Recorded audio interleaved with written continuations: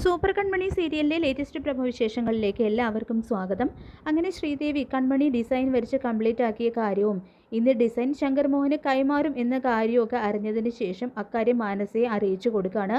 മാനസ എവിടെ വെച്ചാണ് ഡിസൈൻ കൈമാറുന്നത് എന്ന് ചോദിക്കുമ്പോൾ സിറ്റിക്കകത്ത് എവിടെയോ വെച്ചാണ് കൈമാറുന്നത് എന്ന കാര്യം ശ്രീദേവി പറയുന്നു.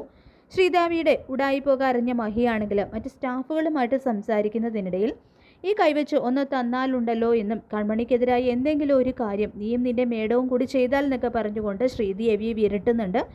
പിന്നീട് വരുണിനെ മാനസ വിളിക്കുകയോ മറ്റു ചെയ്യുന്നുണ്ട്. എന്താണ് ദുഃഖപുത്രി വിളിച്ചതെന്നൊക്കെയാണ് കേട്ടോ വരുൺ അഭിസംബോധന ചെയ്തുകൊണ്ട് സംസാരിക്കുന്നത്.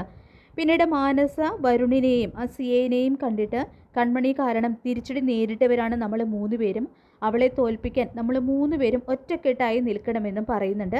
ഇതേസമയം കൺമണിയും കൃഷും അവരുടെ റൊമാൻറ്റിക് ലോകത്താണ് കേട്ടോ. അങ്ങനെ സൂപ്പർ കൺമണി സീരിയലിൻ്റെ വളരെ മനോഹരമായിട്ടുള്ള മുഹൂർത്തങ്ങളാണ് വരാനായിട്ട് പോകുന്നത്. ഈ റിവ്യൂ ഇഷ്ടപ്പെട്ടെങ്കിൽ ലൈക്ക് ചെയ്യുക, ചാനൽ കൂടി ഒന്ന് സബ്സ്ക്രൈബ് ചെയ്യാം.